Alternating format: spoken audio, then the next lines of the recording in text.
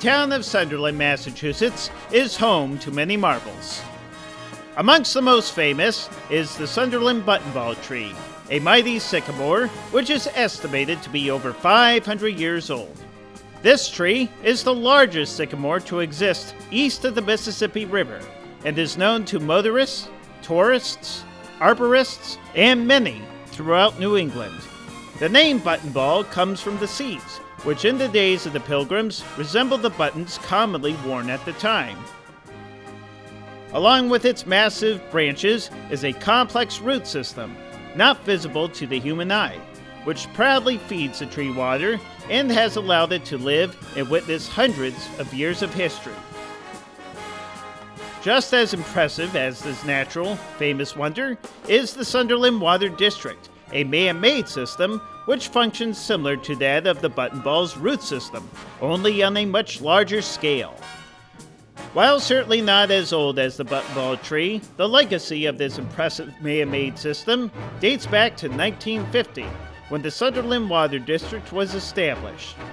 At a meeting on September 11, 1950, 30 town residents voted to acquire the Sunderland Water Company assets for $38,000, which by today's rate would be just around $500,000.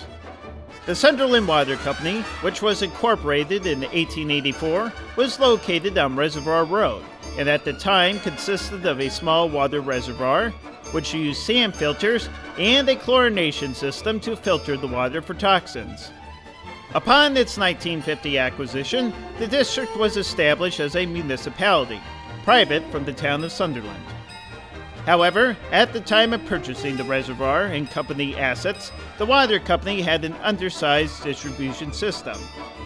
In the mid-1950s, to meet the high demand of the growing Sunderland community, the district transitioned from pumping reservoir water to pumping water from underground wells, sourced from aquifers.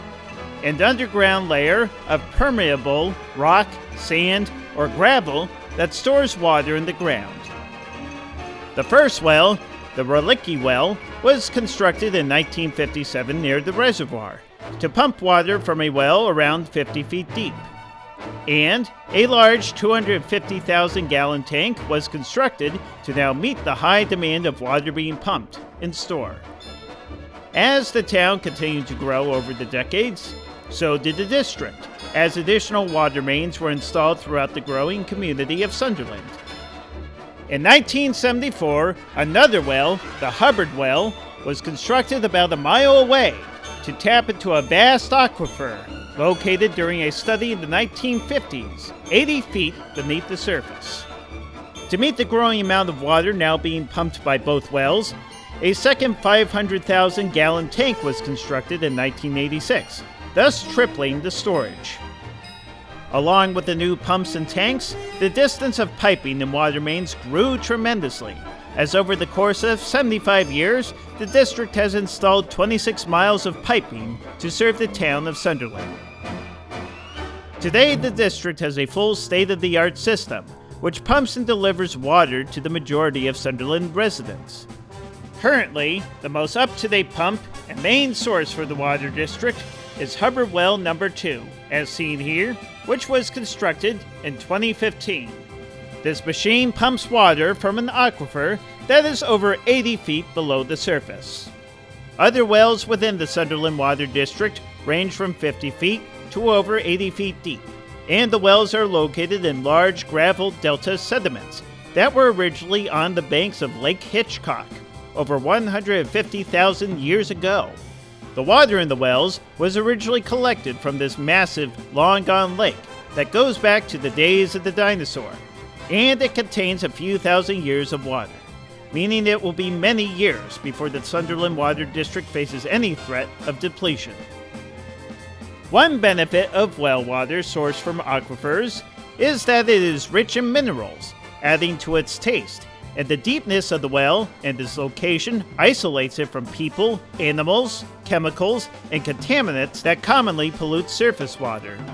The sand and gravel deposits in the wells, utilized by the Sunderland Water District, naturally filter out toxins and contaminants, thus making the water naturally treated by Mother Nature.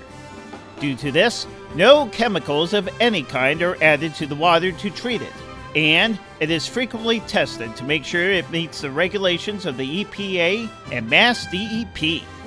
While some minor contaminants may end up in the water, these are non-threatening and no different than the types of contaminants that may end up in commonly purchased bottled water.